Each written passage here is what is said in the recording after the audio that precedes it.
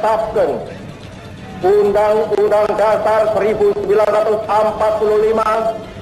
berlaku lagi.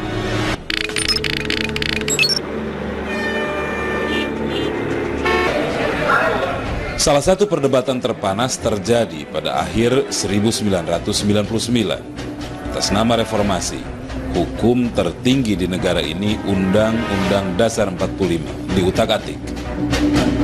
Jadi itu dulu ketika reformasi sedang bergejolak dimotori oleh adik-adik mahasiswa se-Indonesia, juga mendapat dukungan dari kalangan masyarakat yang sangat luas.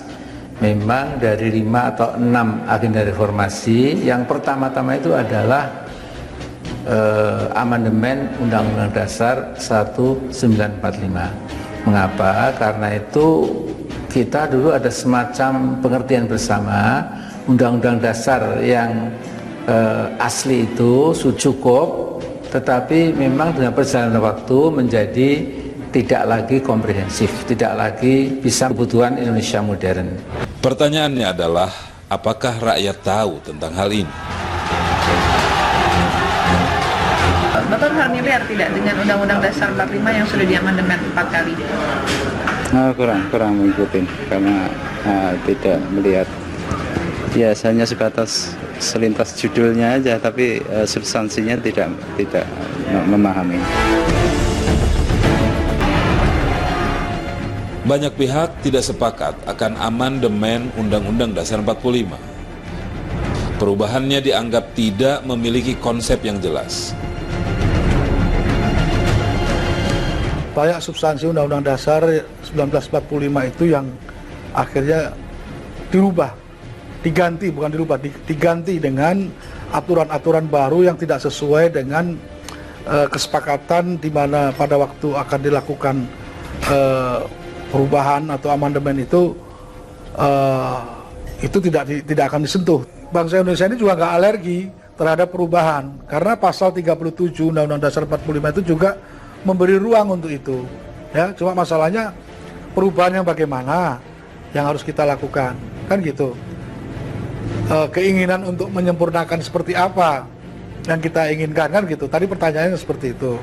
Tapi perubahan yang sekarang ini itu dasar hukumnya tidak jelas, prosesnya juga tidak jelas, tujuannya juga tidak jelas. Oleh karena itu saya menolak itu.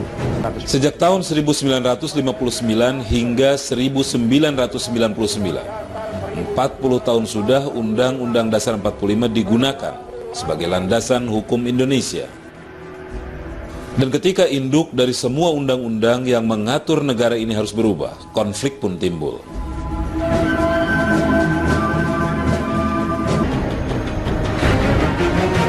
Pada era reformasi, pidato Bung Karno dalam sidang PPKI pada 18 Agustus 1945 menjadi rujukan dilakukannya amandemen.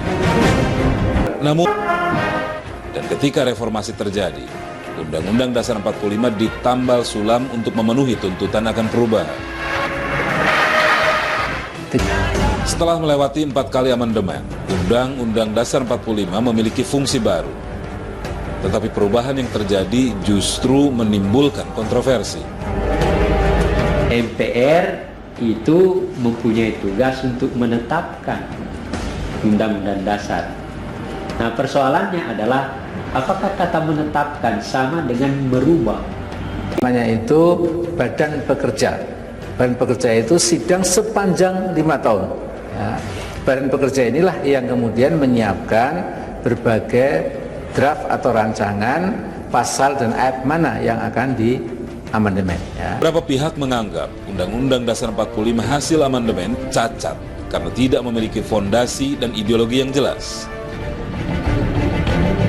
Doktrin yang mengenai kenegaraan yang kita anut adalah negara kesatuan.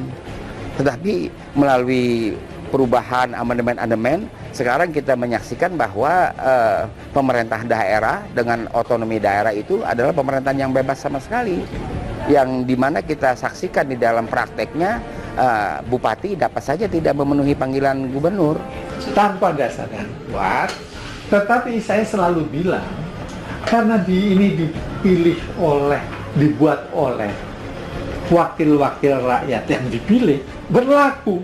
Biarpun jelek, biarpun baik, biarpun banyak kekurangannya, ya berlaku. Telah disahkannya Undang-Undang Dasar 45 hasil amandemen pada tahun 2002, berbagai reaksi mewarnai masyarakat.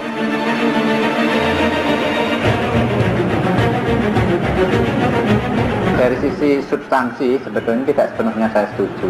Yang tadi salah satunya yang pasal 33 yang ayat 4 ya, yang tambahan ayat 4 apa tadi yang sebetulnya kemungkinan adanya modal asing untuk mengatur perekonomian Indonesia seperti itu. Jadi itu berarti berlawanan dengan pasal-pasal sebelumnya. Itu hanya dimasukkan di almari, dikunci, kemudian ekonomi nasional itu dibuat semaunya sendiri, yaitu ekonomi pasar, ekonomi ala IMF, ekonomi tunduk pada Bank Dunia, ekonomi tanda WTO, ekonomi anti kapitalis, ekonomi komprador istilahnya. Penambahan ayat 4 terutama yang mengenai demokrasi ekonomi itu menyalahi atau menabrak ayat-ayat di atasnya, ayat 1, 2, dan 3 yang mengenai bumi, kekayaan negara yang terkandung di bumi, air, dan di dalam lautan itu adalah dimiliki oleh negara. Lantas muncullah ayat 4 bercerita tentang demokrasi ekonomi. Kalau demokrasi politik kekuatannya adalah mayoritas suara. Kalau demokrasi ekonomi kan kekuatannya mayoritas modal. Jadi masuklah unsur-unsur kapitalisme di dalam pasal 33 ayat-ayat yang baru itu hasil amandemen. Undang-Undang Dasar 45 asli itu adalah suatu rumus kenegaraan secara filosofi maupun dasar pengaturan negara dan pemerintahan yang paling membela rakyat bangsa Indonesia. Kalau itu dirubah akan bobol. Bobol itu akan ada kesempatan dari luar.